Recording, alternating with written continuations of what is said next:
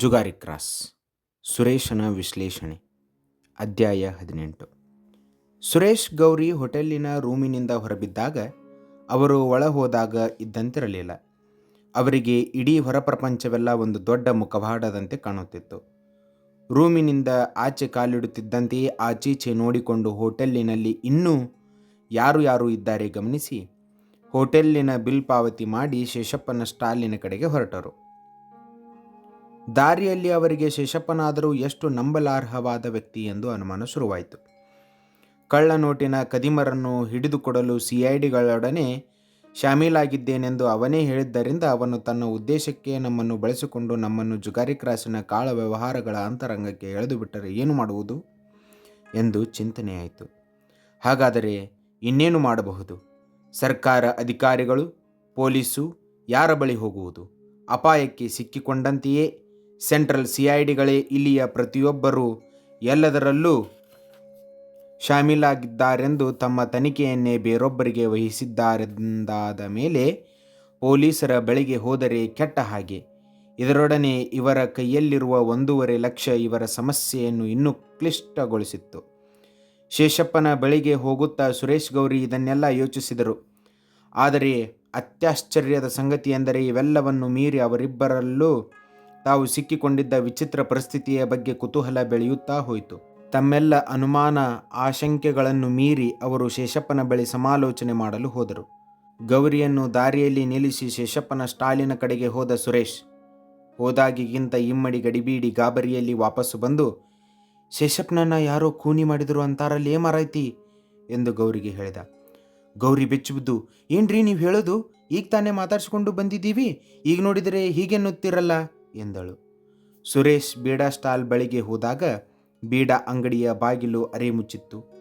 ಅಂಗಡಿ ಎದುರು ಒಬ್ಬ ಪೊಲೀಸಿನವನು ಹಲವು ದಾರಿ ಹೋಕರು ನಿಂತುಕೊಂಡು ಕಳವಳದ ದನಿಯಲ್ಲಿ ಸಂಭಾಷಿಸುತ್ತಾ ಇದ್ದರು. ಅವರ ಮಾತುಕತೆಯಿಂದ ಸುರೇಶನಿಗೆ ಗೊತ್ತಾಗಿದ್ದೆಂದರೆ ಕೆಲ ಹೊತ್ತಿನ ಹಿಂದೆ ಯಾವನೋ ಶೇಷಪ್ಪನನ್ನು ಕೊಲೆ ಮಾಡಲು ಚೂರಿ ಹಾಕಿ ಓಡಿ ಹೋದನೆಂದೂ ಅಕ್ಕಪಕ್ಕದವರೆಲ್ಲ ಸೇರಿ ರಿಕ್ಷಾ ಮಾಡಿ ಶೇಷಪ್ಪನನ್ನು ಆಸ್ಪತ್ರೆಗೆ ಸಾಗಿಸಿದರೆಂದೂ ತಿಳಿಯಿತು. ಶೇಷಪ್ಪ ಗಾಯಗೊಂಡಿದ್ದಾನೋ ಸತ್ತೇ ಹೋಗಿದ್ದಾನೋ ಸರಿಯಾಗಿ ಗೊತ್ತಿಲ್ಲದ ಪೊಲೀಸನವನು ದಾರಿ ಹೋಕರಿಗೆ ಶೇಷಪ್ಪನ ಮರ್ಡರ್ ಆಯ್ತೆಂದು ಒಟ್ರಾಸಿ ಹೇಳುತ್ತಿದ್ದ. ಸುರೇಶ್ ಗೌರಿಗೆ ನಡೆದುದೆಲ್ಲದರ ವಿವರಣೆ ಕೊಟ್ಟ ನಂತರ ಇಬ್ಬರು ಕಿಂಕರ್ತವ್ಯ ಮೂಢರಂತೆ ದಾರಿ ಬದಿಯಲ್ಲಿ ಸುಮ್ಮನೆ ನಿಂತುಕೊಂಡರು. ಜುಗಾರಿ ಕ್ರಾಸಿನ ಕರಾಳ ಕಾಳ ವ್ಯವಹಾರಗಳ ಬಗ್ಗೆ ಏನೇನೋ ಕಥೆಗಳನ್ನು ಕೇಳಿದ್ದ ಅವರಿಗೆ ಕುತೂಹಲದೊಡನೆ ಕೊಂಚ ದಿಗಿಲು ಆಯಿತು. ಅವರ ಜೀವಮಾನದಲ್ಲಿ ಅನೇಕ ಬಿಕ್ಕಟ್ಟುಗಳನ್ನು ಎದುರಿಸಿದ್ದರೂ ಸದ್ಯದ ಪರಿಸ್ಥಿತಿಗೆ ಹೋಲಿಸಿದರೆ ಅವೆಲ್ಲ ಕೇವಲ ಕಾಲ್ಪನಿಕವೆಂದು ಈಗ ಅವರಿಗೆ ಮನವರಿಕೆಯಾಯಿತು. ತಮ್ಮೆದುರಿಗಿದ್ದ ವಿಚಿತ್ರ ಪರಿಸ್ಥಿತಿಯ ಸವಾಲನ್ನು ಎದುರಿಸದೆ ಅವರಿಗೆ ಬೇರೆ ವಿಧಿಯೇ ಇರಲಿಲ್ಲ. ಯಾರಿಗೆ ಹೇಳುವುದು? ಯಾರನ್ನು ಕೇಳುವುದು? ಇಲ್ಲಿ ಯಾರನ್ನು ನಂಬುವ ಹಾಗೇ ಇಲ್ಲ. ಹಾಗಾದರೆ ಮುಂದೇನು? ತಮ್ಮ ಸುತ್ತಮುತ್ತಲಿನ ಸಮಾಜ ನಾಗರಿಕತೆಗಳನ್ನು ನರಭಕ್ಷಕ ಕ್ರೂರ ಮುಖಗಳಿಂದ ಕೂಡಿದ ಕಾಡಿಗಿಂತಲೂ ಘೋರವಾಗಿ ಅಪಾಯಕರವಾಗಿ ಅವರಿಬ್ಬರಿಗೂ ಅನ್ನಿಸಿತು. ಇಲ್ಲಿ ಯಾರನ್ನು ನಂಬುವ ಹಾಗೇ ಇಲ್ಲ ಕಣ್ರಿ. ನೀವು ನನ್ನನ್ನು, ನಾನು ನಿಮ್ಮನ್ನು ಮಾತ್ರ ನಂಬಬಹುದು ಅಷ್ಟೇ ಎಂದಳು ಗೌರಿ. ಯಾವುದಕ್ಕೂ ಯಾವ ರೀತಿಯಿಂದಲೂ ಸಂಬಂಧ ಪಡದ ಅವರು ಏಲಕ್ಕಿ ಮಾರಿ ಶಾಪಿಂಗ್ ಮಾಡಲು ಮೂಟೆ ಹೊತ್ತುಕೊಂಡು ಮನೆಯಿಂದ ಹೊರಟವರು ಇದ್ದಕ್ಕಿದ್ದ ಹಾಗೆ ದುಸ್ವಪ್ನವೊಂದಕ್ಕೆ ಸಿಕ್ಕಿಕೊಂಡಿದ್ದು ಗೌರಿಗೆ ಕುತೂಹಲದೊಡನೆ ಗಾಬರಿಯನ್ನು ಉಂಟು ಮಾಡಿತ್ತು. ಕೈಯಲ್ಲಿ 1.5 ಲಕ್ಷ ರೂಪಾಯಿ ಇಟ್ಟುಕೊಂಡು ವಿಚಿತ್ರ ಮಾನಸಿಕ ತೋಳಾಟದಲ್ಲಿ ನಿಂತಿದ್ದ ಅವರ ಸ್ಥಿತಿ ಇಡೀ ಮನುಷ್ಯನ ಹಣೆಬರಹದ ಅಸಂಗತ ಸ್ಥಿತಿಗೆ ಸಂಕೇತದಂತಿತ್ತು. ಆಸ್ಪತ್ರೆ ಸೇರಿರುವ ಶೇಷಪ್ಪನಂತೂ ಕೇಳುವಂತಿಲ್ಲ. ಅವನನ್ನು ಬಿಟ್ಟರೆ ಜೀವನ್ಲಾಲ್ನನ್ನೇ ಕೇಳಬೇಕು. ಅಲ್ಲಿಗೆ ಕೇಳಿಕೊಂಡು ಹೋದ ಕ್ಷಣವೇ ಅವನಿಗೆ ಅವರ ಗುಟ್ಟು ಹೊಸವನೊಬ್ಬನಿಗೆ ಗೊತ್ತಾಗಿರುವುದು ಅವರಿಗೆ ಅರಿವಿಗೆ ಬರುತ್ತದೆ. ಅಲ್ಲಿಂದ ಮುಂದೇನಾಗುತ್ತೋ ಹೇಳಬರುವುದಿಲ್ಲ. ಇದು ಅಪಾಯವನ್ನು ನಾವೇ ಮೈಮೇಲೆ ಎಳೆದುಕೊಂಡ ಹಾಗೇ ಸರಿ. ಸುರೇಶ್ ಯೋಚಿಸುತ್ತಾ ನಿಂತಿರಬೇಕಾದರೆ ಗೌರಿ, ಈಗಾಗಲೇ ಏನೋ ಎಡವಟ್ಟಾಗಿದೆ ಅಂತ ಅವರಿಗೆ ಗೊತ್ತಾಗಿರೋಲ್ಲ ಅಂತೀರಾ ಎಂದು ಕೇಳಿದಳು. ಶೇಷಪ್ಪನ ಖೂನಿ ಪ್ರಯತ್ನ ನಡೆದಿದ್ದನ್ನು ಯೋಚಿಸಿ ಅವಳಿಗೆ ಹಾಗೆನ್ನಿಸಿತು. ಆದರೆ ಜೀವನ್ಲಾಲನೇ ಏಜೆಂಟರ ಹತ್ತಿರ ಕ್ಯಾಶ್ ಮಾಡಿಸಿಕೊಳ್ಳಿ ಎಂದು ಹೇಳಿರಲಿಲ್ಲವೇ? ಅಂದ ಮೇಲೆ ಅವನೇಕೆ ಶೇಷಪ್ಪನನ್ನು ಕೊಲ್ಲಿಸಲು ಪ್ರಯತ್ನ ಮಾಡುತ್ತಾನೆ? ಶೇಷಪ್ಪನಿಗೆ ಒದಗಿದ ಅಪಾಯ ತಮಗೆ ಒದಗಬಹುದಾದ ಅಪಾಯದ ಮುನ್ನುಡಿಯನ್ನು ಪರಾಭವಿಸಲು ಏನು ಮಾಡಿದರೂ ಸುರೇಶನಿಗೆ ಸಾಧ್ಯವಾಗಲಿಲ್ಲ. ಸುರೇಶ್ ಗೌರಿ ನಡುಬೀದಿಯಲ್ಲಿ ಯೋಚಿಸುತ್ತಾ ನಿಂತಿರಬೇಕಾದರೆ ಸಣ್ಣಗೆ ಧೂಳಿನಂತೆ ಒಮ್ಮೆ ಮಳೆ ಉದುರಾಡಿತು. ತುತ್ತೇರಿ ಇದು ಬೇರೆ ಮದ್ಯ ಎಂದು ಗೊಣಗುತ್ತಾ ಸುರೇಶ್ ಗೌರಿಯೊಡನೆ ಪಕ್ಕದಲ್ಲಿದ್ದ ಬಾಗಿಲು ಹಾಕಿದ ಅಂಗಡಿಯೊಂದರ ಮುಂಭಾಗಕ್ಕೆ ಓಡಿದ. ಇಬ್ಬರು ಅಲ್ಲಿ ಮಳೆ ನಿಲ್ಲುವುದನ್ನು ಕಾಯುತ್ತಾ ನಿಂತುಕೊಂಡು ತಮಗಿರುವ ಅತ್ಯಲ್ಪ ಕಾಲಾವಕಾಶದಲ್ಲಿ ಮುಂದೇನು ಮಾಡೋಣೆಂದು ಯೋಚಿಸಿದರು. ಆಗ ಹಠಾತ್ತಾಗಿ ಗೌರಿಗೆ ಆವರೆಗೂ ಗಮನಕ್ಕೆ ಬರದಿದ್ದ ಒಂದು ಸಂಗತಿ ಜ್ಞಾಪಕಕ್ಕೆ ಬಂತು. ಅಲ್ರಿ, ನಾವು ತಂದಿದ್ದ ಏಲಕ್ಕಿ ಮೂಟೆಯಲ್ಲಿ ಒಂದು 2.5 kg ಹೆಚ್ಚಿಗೆ ಇತ್ತಲ್ವಾ ಎಂದು ಕೇಳಿದಳು. ಹೌದು, ಸುರೇಶನಿಗೆ ಸ್ಪಷ್ಟವಾಗಿ ಜ್ಞಾಪಕಕ್ಕೆ ಬಂತು. ತೂಕ ಸರಿಯಾಗಿ ನೋಡದೆ ತಂದಿದ್ದರೆಂದು ಗೌರಿ ರೇಗಾಡಿದ್ದರಿಂದ ಸುರೇಶನಿಗೆ ನೆನಪಿಗೆ ಬರುವುದೇನೋ ಕಷ್ಟವಾಗಲಿಲ್ಲ. ಸುರೇಶ್ ಯೋಚಿಸುತ್ತಾ ಗೌರಿ ಕಡೆಗೆ ನೋಡಿದ. ತೂಕ ಹೆಚ್ಚು ಕಮ್ಮಿ ಇದ್ದಿದ್ದು ನಿಮ್ಮ ತಪ್ಪಿನಿಂದ ಅಲ್ಲ ಕಾಣ್ತದೆ ಕಣ್ರಿ. ಒಳಗಡೆ ಬೇರೆ ಏನೋ ಇತ್ತು, ಅದರಲ್ಲಿ ಅನುಮಾನವೇ ಇಲ್ಲ ಬಿಡಿ. ನಾವು ಬೇರೆ ಯಾರದ್ದೋ ಮಾಲನ್ನು ಬೆಳಗಿನಿಂದ ಹೊತ್ತುಕೊಂಡು ತಿರುಗಿದ್ದೇವೆ ಅಂತ ಕಾಣ್ತದೆ. ಗೌರಿ ಏನೋ ಗುಟ್ಟು ಗೊತ್ತಾದ ಖುಷಿಯಲ್ಲಿ ಹೇಳಿದಳು. ಗೌರಿ ಇದನ್ನು ಹೇಳುತ್ತಿದ್ದ ಹಾಗೆ ಸುರೇಶನಿಗೆ ಬೆಳಗಿಂದ ನಡೆದಿದ್ದು ಒಂದೊಂದಾಗಿ ಜ್ಞಾಪಕಕ್ಕೆ ಬರತೊಡಗಿತು. ತಿರುಪತಿಗೆ ಹರಕೆ ಹೊತ್ತಿದ್ದಾರೆಂದು ಕುನ್ನಿ ಹರಾಜಿಗೆ ಬಂದು ರೇಟು ಕೂಗಿದ್ದು, ಆಮೇಲೆ ದುಡ್ಡು ಕೊಡುವಾಗ ರೇಟು ಹೆಚ್ಚಿ ಕಡಿಮೆ ಮಾಡಿಕೊಳ್ಳೋನೆಂದು ಹೇಳಿದ್ದು, ಎಲ್ಲಕ್ಕಿಂತ ಕೈಲಾಸ್ ಬಾರಿನೊಳಗೆ ಹೋದ ಆಗಂತುಕನಿಗೆ ಕುನ್ನಿ ಹೌದು ಹೌದು ಹಳೆ ಫಾಸ್ ಮೂಟೆ ಎಂದು ದೃಢಪಡಿಸಿದ್ದು ಎಲ್ಲ ಅರ್ಥವತ್ತಾಗಿ ಸರಸರ ಜ್ಞಾಪಕಕ್ಕೆ ಬಂತು. ಕರೆಕ್ಟ್, ನಾವು ಬಸ್ಸಿಂದ ಇಳಿದ ಗಡಿಬಿಡಿಯಲ್ಲಿ ಬೇರೆ ಯಾರದ್ದೋ ಮೂಟೆಗೆ ಹೊತ್ತುಕೊಂಡು ಬಂದಿರಬೇಕು ಕಣೆ. ಇಲ್ಲ, ಯಾರೋ ಮೂಟೆ ಬದಲಾಯಿಸುತ್ತಾರೆ. ನೂಕುನುಗ್ಗಲಲ್ಲಿ ನಮಗೆ ಗೊತ್ತಾಗಲಿಲ್ಲ ಎಂದ ಸುರೇಶ್. ಮೂಟೆ ಯಾರು ಬದಲಾಯಿಸುತ್ತಾರೆ? ನಿಮ್ಮ ಕಣ್ಣು ಮುಂದೆನೇ ಇಟ್ಟುಕೊಂಡು ಕೂತಿದ್ರಿ. ಹಳದಿ ಅಮೋಫಾಸ್ ಮೂಟೆ ಅಲ್ಲಿ ಬೇರೆ ಯಾರ ಹತ್ರ ಇತ್ತು? ಬಸ್ಸಿನ ಗಡಿಬಿಡಿಯಲ್ಲಿ ಯಾರೋ ನಮ್ಮ ಮೂಟೆ ಒಳಗೆ ಎಂಥದ್ದನ್ನೂ ಇಟ್ಟಿದ್ದಾರೆ ಅಷ್ಟೇ. ನಿಮ್ಮ ಕಣ್ಣೆದುರು ಇದ್ದರೂ ಅದೇನು ಕಷ್ಟ ಅಲ್ಲ ಬಿಡಿ. ನಿಮ್ಮ ಜೇಬೊಳಗೆ ಇಟ್ಟರೂ ನಿಮಗೇನು ಗೊತ್ತಾಗೋದಿಲ್ಲ. ಬೆಳಗಿಂದ ಇಷ್ಟೆಲ್ಲ ನಿಮ್ಮ ಮೂಗಿನ ಅಡಿಲೇ ನಡೆದಿದೆ. ಒಂದು ಚೂರಾದರೂ ಅನುಮಾನ ಬರಬಾರ್ದರ ನಿಮಗೆ? ಅವನು ಚೆಕ್ ಕೊಟ್ಟ ಮೇಲೆ ಕ್ಯಾಶ್ ಮಾಡಿಸಿ ಎಣಿಸಿ ನೋಡಿ ಈಗ ಕಂಗಾಲಾಗಿ ಕೂತಿದ್ದೇವಲ್ಲ ಎಂದು ಗೌರಿ ಆತುರ್ಯವನ್ನು ವಿಷಾದದಿಂದ ಹೇಳಿದಳು. ಅವಳ ಮಾತಿನಲ್ಲಿ ಸುರೇಶನ ವ್ಯವಹಾರದ ಮರ್ಜಿ ಬಗ್ಗೆ ಬೇಸರವೂ ಇತ್ತು. ಹೊಗೆಯ ಹಾಗೆ ಕವಿದಿದ್ದ ಮಳೆಯ ತಳ್ಳನೆಯ ತೆರೆ ನಿಧಾನವಾಗಿ ಸರಿದು ದೂರದ ಕಾಡು ಗುಡ್ಡಗಳೆಲ್ಲ ಸ್ಪಷ್ಟವಾಗುತ್ತಿದ್ದವು. ಆದರೂ ಹೊರಗೆ ಓಡಾಡುವಷ್ಟು ಹುಳುವಾಗಿರಲಿಲ್ಲ. ಗೌರಿ ಬೆಳಗಿಂದ ನಡೆದ ಘಟನೆಗಳ ಕೆಲ ಅಂಶಗಳನ್ನು ಎತ್ತಿ ತೋರಿಸಿದ ಮೇಲೆ ಸುರೇಶ್ ಗೌರಿ ಇಬ್ಬರು ಸೇರಿ ಲೆಕ್ಕಾಚಾರ ಹಾಕತೊಡಗಿದರು. ಹಾಗಾದರೆ ಯಾರು ನಮ್ಮನ್ನು ತಮ್ಮ ಉದ್ದೇಶಕ್ಕೆ ಬಳಸಿಕೊಂಡಿದ್ದಾರೆ? ಏನು ಕಳ್ಳ ಸಾಗಾಣಿಕೆ ನಮ್ಮ ಏಲಕ್ಕಿ ಮೂಟೆಗಳನ್ನು ಬಳಸಿಕೊಂಡು ನಿರಾಯಾಸವಾಗಿ ಮಾಲು ಸಾಗಿಸಿದ್ದಾರೆ ಅಷ್ಟೇ ತಾನೇ? ಯಾರು ಏನಾದರೂ ಸತ್ತುಕೊಳ್ಳಲಿ ಎಂದುಕೊಂಡು ನಾವೇಕೆ ಮನೆಗೆ ಬಸ್ ಹತ್ತಬಾರದು ಎಂದ ಗೌರಿ ಯೋಚಿಸಿದಳು. ಹಾಗಲ್ಲ ಗೌರಿ, ಕೊಂಚ ಸ್ಪಷ್ಟವಾಗಿ ಸೂಕ್ಷ್ಮವಾಗಿ ಯೋಚಿಸು. ಈಗ ನಮ್ಮ ಏಲಕ್ಕಿ ಮೂಟೆ ಕೊಂಡವನು ಹರಾಜಿನಲ್ಲಿ ಕೂಗಿದ ರೇಟನ್ನು ಅಥವಾ ಅದಕ್ಕಿಂತ 5-10 ಹೆಚ್ಚಿಗೆಯನ್ನು ಕೊಟ್ಟಿದ್ದರೆ ಸುಮ್ಮನೆ ಬಸ್ಸು ಹತ್ತಿ ಮನೆಗೆ ಹೋಗಬಹುದಿತ್ತು. ಅವನು ಕೂಗಿದ ರೇಟಿಗಿಂತ 3ರಷ್ಟು ಹೆಚ್ಚಿಗೆ ಕೊಟ್ಟಿದ್ದಾನೆ. ಅದು ಬಂದಿರೋದಲ್ವಾ ಈಗ ತಲೆನೋವು. ಆ 1 ಲಕ್ಷ ಹೆಚ್ಚಿಗೆ ಕೊಟ್ಟಿರೋದು ಯಾಕೆ ಗೊತ್ತಾ? ಏಲಕ್ಕಿ ಮೂಟೆಯಲ್ಲಿ 2.5 kg ಹೆಚ್ಚಿಗೆ ತೂಕ ಇತ್ತಲ್ಲ, ಅದಕ್ಕೆ. ಅವನು ಯಾವುದಕ್ಕಾದರೂ ಕೊಟ್ಟುಕೊಳ್ಳಲಿ, ನಮಗೇನು? ಈಗ ನಾವೇನು ಅವನಿಗೆ ಮೋಸ ಮಾಡಿ ದುಡ್ಡು ತಗೊಂಡ ಹಾಗೆ ಆಗಿಲ್ಲವಲ್ಲ. ಅದಲ್ಲ ಈಗ ಇರೋ ಪ್ರಶ್ನೆ. ನಮ್ಮ ಮೂಟೆನ ಕೇವಲ ಉಪಯೋಗಿಸಿಕೊಂಡಿದ್ದರೆ ಅವನು ಬರೀ ಏಲಕ್ಕಿ ರೇಟು ಕೊಡ್ತಿದ್ದ. ಕಳ್ಳ ಸಾಗಾಣಿಕೆ ಮಾಡಿದ್ದರ ಕೂಲಿ ಕೊಡ್ತಿರಲಿಲ್ಲ. ನಾವು ಇದೇ ದಂಧೆಯವರು ಅಂತ ತಿಳಿದೇ ಅಲ್ಲವಾ ನಮಗೆ ಸಂಬಳ ಸೇರಿಸಿ 1.5 ಲಕ್ಷ ಕೊಟ್ಟಿದ್ದು. ಹೌದು, ಈಗಲೂ ನಮ್ಮ ಪಾಡಿಗೆ ನಾವು ದುಡ್ಡು ಜೇಬಿಗೆ ಹಾಕಿಕೊಂಡು ಬಸ್ ಹತ್ತಿದರೆ ಏನು ತೊಂದರೆ ಅಂತ ನನಗೆ ಸ್ಪಷ್ಟವಾಗಿ ಗೊತ್ತಿಲ್ಲ. ಆದರೆ ಏನು ತೊಂದರೆ ಉಂಟು ಅಂತ ಮಾತ್ರ ಅನ್ನಿಸುತ್ತಾ ಇದೆ. ಯಾಕೆ ಅನ್ನು?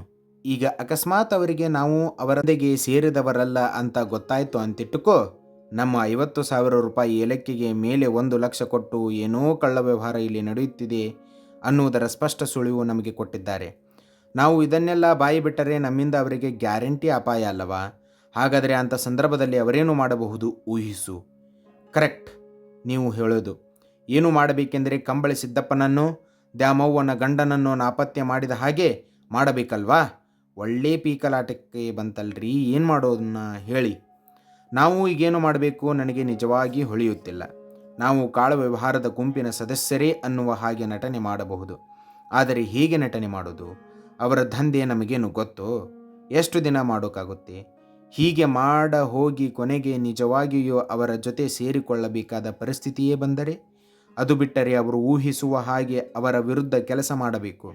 ಮೇಲಿಂದ ಕೆಳಗಿನವರೆಗೆ ಯಾರನ್ನೂ ನಂಬೋದಕ್ಕೆ ಆಗದೇ ಇರೋ ಪರಿಸ್ಥಿತಿಯಲ್ಲಿ ಯಾರ ಜೊತೆ ಸೇರಿ ಅವರಿಗೆ ಬಲಿ ಹಾಕುತ್ತೀಯ? ಥು, ಈ ದುಡ್ಡಿಗೆ ಬೆಂಕಿ ಹಾಕಲಿ. ಎಲ್ಲ ಬಿಟ್ಟು ನಮ್ಮ ಮೂಟೆ ಒಳಗೆ ಯಾವನೋ ಶನಿ ಎಂಥದ್ದನ್ನು ತುರುಕಬೇಕಾ? ಗೌರಿ ಬೇಸರದಲ್ಲಿ ಹಲ್ಲು ಬಿದ್ದಳು. ಒಂದು ಸಾರಿ ಆ ದೃಷ್ಟಿಯಿಂದ ಎಲ್ಲ ಬಿಟ್ಟು ಅಂತ ಯೋಚನೆ ಮಾಡುತ್ತಾ ಹೋಗು ಗೌರಿ. ಇಡೀ ನಮ್ಮ ಜೀವನ ಇದೇ ಪ್ರಕಾರ ರೂಪುಗೊಂಡಿರೋದು ಗೊತ್ತಾಗುತ್ತದೆ. ಎಲ್ಲ ಬಿಟ್ಟು ನಾನ್ಯಾಕೆ ಇಲ್ಲಿಗೆ ಬರಬೇಕು? ಎಲ್ಲ ಬಿಟ್ಟು ನೀನ್ಯಾಕೆ ನನ್ನ ಕಟ್ಟಿಕೊಳ್ಬೇಕು? ಅದರಲ್ಲಿ ಈಗ ಕುತ್ತಿಗೆಗೆ ಬಂದಿರುವಾಗ ಎಲ್ಲ ಬಿಟ್ಟು ತತ್ವಚಿಂತನೆ ಮಾಡುತ್ತಾ ನಿಲ್ಲುವುದು ಬೇಡ. ನಾವು ಸ್ವಲ್ಪ ಹುಷಾರಾಗಿ ಇರಬೇಕಿತ್ತು ಕಣ್ರಿ. ನೋಡಿ, ಈಗ ನಮ್ಮ ಪಾಡಿಗೆ ನಾವಿದ್ದೋರು ಹೇಗೆ ತೊಂದರೆಗೆ ಸಿಕ್ಕಿಕೊಂಡೆವು. ಎಲ್ಲಕ್ಕಿಂತ ಈಗ ಮುಂದೇನು ಮಾಡಬೇಕು ಅಂತ ತೋಚದ ಹಾಗೆ ಆಗಿದೆ. ಎಷ್ಟೇ ಹುಷಾರಾಗಿದ್ದರೂ ನಮಗೆ ಈ ತೊಂದರೆ ತಪ್ಪುತ್ತಿರಲಿಲ್ಲ ಅನ್ನಿಸುತ್ತೆ. ನಮ್ಮ ಚೀಲದ ತೂಕ ಯಾವಾಗ 2.5 kg ಹೆಚ್ಚಾಯಿತೋ ಆಗಲೇ ನಾವು ಈ ಗೋಜಲಿನ ಒಳಗೆ ಸಿಕ್ಕಿ ಬಿದ್ದಿದ್ದೇವೆ. ನಾವು ಏನು ತಿಳಿಯದೆ ಸಾಧಾರಣವಾಗಿ ವರ್ತಿಸುತ್ತಾ ಹೋಗಿ ಚಕ್ಕಿಸಿಕೊಂಡು ಬಂದಿದ್ದು ಒಂದು ರೀತಿಯಲ್ಲಿ ಒಳ್ಳೆಯದೇ ಆಗಿರಬಹುದು ಅಂತ ಕಾಣ್ತದೆ. ಈಗ ಏನೋ ಎಡವಟ್ಟಾಗಿದೆ ಅಂತ ಅವರಿಗೆ ಅನುಮಾನ ಬರೋವರೆಗಾದರೂ ನಮಗೇನು ಅಪಾಯ ಇಲ್ಲ. ಹಾಗಾದರೆ ಸದ್ಯಕ್ಕೆ ನಮಗೇನು ತೊಂದರೆ ಇಲ್ಲ ಅಂತೀರಾ? ಇಲ್ಲ ಅಂತ ಅನ್ನಿಸುತ್ತೆ. ಹಾಗಾದರೆ ಶೇಷಪ್ಪನಿಗೆ ಯಾರು ಚೂರು ಹಾಕಿದ್ದು? ಇದು ನನಗೆ ಅರ್ಥವಾಗ್ತಾ ಇಲ್ಲ. ಚೆಕ್ ಕೊಡ್ತಾ ಜೀವನ್ಲಾಲ್ನೇ ಏಜೆಂಟರ ಹತ್ರ ಕ್ಯಾಶ್ ಮಾಡಿಸ್ಕೊಳ್ಳಿ ಅಂತ ಹೇಳಿದ್ದಾನೆ. ಅಂಥದ್ರಲ್ಲಿ ಅವನ್ಯಾಕೆ ಶೇಷಪ್ಪನ ಖೂನಿ ಮಾಡಿಸೋದಕ್ಕೆ ಹೋಗ್ತಾನೆ? ಶೇಷಪ್ಪ ಯಾವ ಯಾವ ದಂಧೆಯಲ್ಲಿ ಸಿಕ್ಕಿಕೊಂಡಿದ್ದನೋ ಯಾರಿಗೆ ಗೊತ್ತು. ದುಡ್ಡು ಇಸುಕೊಂಡು ಅವನ ಅಂಗಡಿಯಿಂದ ಹೊರಬಂದವಾಗೆಲ್ಲ ಆಗ ಮತ್ತೆ ಕರೆದು ಯಾರನ್ನೋ ನನಗೆ ತೋರಿಸಿ ಅವನ ಬಗ್ಗೆ ಹುಷಾರಾಗಿರಿ ಅಂತ ಹೇಳಿದ.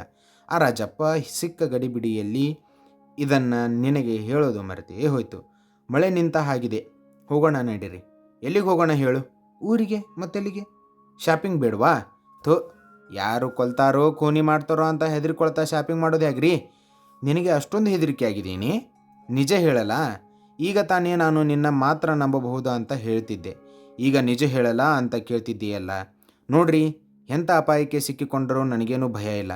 ಆದರೆ ಕೊನೆ ಪಕ್ಷ ಇವತ್ತು ನಾವು ಸಿಕ್ಕಿಬಿದ್ದಿರುವ ರಹಸ್ಯ ಏನು ಅಂತಾದರೂ ಗೊತ್ತಾಗಬೇಕು. ಸುಮ್ಮನೆ ತೊಂದರೆಗೆ ಸಿಕ್ಕಾಕಿಕೊಂಡು ಸಾಯೋದಕ್ಕೆ ಯಾರು ಇಷ್ಟಪಡ್ತಾರೆ ಹೇಳಿ? ಅವಳ ಧೈರ್ಯ ನಿರ್ಲಕ್ಷ್ಯಗಳನ್ನು ನೋಡಿ ಸುರೇಶನಿಗೆ ಹೆಮ್ಮೆ ಎನಿಸಿದರೂ ಅವಳ ಚಪಲ ನೋಡಿ ಒಂದು ಸಾರಿ ಗಾಬರಿಯಾಯಿತು. ಜುಗಾರಿ ಕ್ರಾಸಿನ ಕಾಳದಂಧೆಗಳ ಚಪಲ ಎಲ್ಲರಲ್ಲೂ ಒಂದಿಲ್ಲೊಂದು ಪ್ರಮಾಣದಲ್ಲಿ ಅಂತರಾಳದಲ್ಲಿ ಹುದುಗಿರುತ್ತೋ ಏನೋ ಎಂದುಕೊಂಡ. ಏಕೆಂದರೆ ಅವನ ಹೃದಯದಲ್ಲೂ ಎಲ್ಲೋ ಒಂದು ಕಡೆ ಹಾಗೆ ಅನ್ನಿಸಿತ್ತು. ಹಾಗಾದರೆ ಶಾಪಿಂಗಿಗೆ ಯಾಕೆ ಹೆದರಿಕೆ? ನಡಿ, ಅದೇನೇನೋ ಬೇಕು ಕೊಂಡೇ ಬಿಡು. ಆಸೆ ಇಟ್ಟುಕೊಂಡು ಸತ್ತರೆ ಮತ್ತೊಂದು ಜನ್ಮ ಎತ್ತಬೇಕಾಗುತ್ತೆ. ಎಂತಿದ್ದರೂ ಹಡ್ಡಿಬಿಟ್ಟಿ ದುಡ್ಡು ಸಿಕ್ಕಿದೆ ಎಂದ ಸುರೇಶ್ ಮಾತಿನಿಂದ ಗೌರಿಗೆ ಆ ಸಂದರ್ಭದಲ್ಲಿ ಜೋರಾಗಿ ನಗು ಬಂತು. ಅಲ್ಲ, ಶಾಪಿಂಗ್ ಅಂತ ತಿರುಗಿದರೆ ಬಸ್ಸಿಗೆ ಹೊತ್ತಾಗುತ್ತಲ್ಲ. ಈಗಾಗಲೇ ಸುಮಾರು ಹೊತ್ತಾಗಿದೆ. ಮಳೆ ನಿಂತಿದ್ದರೂ ಆಕಾಶ ನೋಡಿದರೂ ಈಗಲೋ ಆಗಲೋ ಜಡೆ ಮಳೆನೇ ಹಿಡಿಯೋ ಹಾಗೆ ಕಾಣ್ತಿದೆ ಎಂದಳು. ಜುಗಾರಿ ಕ್ರಾಸ್ ಎಷ್ಟು ದೂರ ಇದೆಯೇ ಮಹಾ? ಒಂದಲ್ಲ ಒಂದು ಬಸ್ಸು ಸಿಕ್ಕೇ ಸಿಗ್ತದೆ. ಅದರಲ್ಲಿ ನಮ್ಮ ಚೀಲದ ಒಳಗೆ ಏನಿಟ್ಟದರೂ ಅವರು ಅಂತೀನಿ. ಅಲ್ರಿ, ಬರೀ ತಗೊಂಡು ಕೊಟ್ಟಿದ್ದಕ್ಕೆ 1 ಲಕ್ಷ ಅಂದರೆ ಅದರೊಳಗಿದ್ದಕ್ಕೆ ಇನ್ನೆಷ್ಟು ಬೆಲೆ ಇರಬಹುದು? 1 ಕೋಟಿ ರೂಪಾಯಿ ಆಗಬಹುದಾ ಎಂದು ಲೆಕ್ಕಾಚಾರ ಹಾಕಿದಳು ಗೌರಿ. 2.5 kg 1 ಕೋಟಿ ರೂಪಾಯಿ ಬೆಲೆ ಯಾವುದಕ್ಕೆ ಇದೆಯೋ ನನಗೆ ಗೊತ್ತಿಲ್ಲ. ಚಿನ್ನ ಇರಬಹುದಾ? ಚಿನ್ನ ಕೆಜಿಗೆ ಹೇಗ್ರಿ? ಯಾರಿಗೆ ಗೊತ್ತು? ಚಿನ್ನ KG ಲೆಕ್ಕದಲ್ಲಿ ಕೇಳಿದ್ದರೆ ತಾನೇ ಅದೆಲ್ಲ ಗೊತ್ತಾಗೋದು. ನಿನ್ನವು 2 ಬೆಳೆಗೆ 3,000 ಅಂತಿದ್ಯಲ್ಲ, ಅದೆಷ್ಟು ತೂಕ ಇರಬಹುದು? ಏನೋ 10-20 ಗ್ರಾಮ್ ಇರಬಹುದು. ಅಯ್ಯ, ಅಷ್ಟೇನಾ? ಮತ್ತಿನ್ನೇನು KG ಗಟ್ಟಲೆ ಬಂಗಾರ ಮಾಡಿಸಿ ಕೊಟ್ಟಿದ್ದೀರಾ ನನಗೆ? ನಡಿ, ಹಾಗಾದರೆ 1.5 ಲಕ್ಷಕ್ಕೆ ಎಷ್ಟು ಚಿನ್ನ ಬರುತ್ತೋ ಅಷ್ಟು ಕೊಂಡುಕೊಂಡು ಕುತ್ತಿಗೆಗೆ ನೇತು ಹಾಕಿಕೊ. ನಿಮ್ಮ ತಮಾಷೆ ಸಾಕು. ಯಾರಿಗೆ ಬೇಕ್ರಿ ಚಿನ್ನ ರನ್ನ ಎಲ್ಲ? ಸದ್ಯಕ್ಕೆ ಸ್ಟೇನ್ಲೆಸ್ ಸ್ಟೀಲಿನ ತುರಿಯೋ ಮಣೆ ನೋಡೋಣ, ನಡೀರಿ. ಧನ್ಯವಾದಗಳು.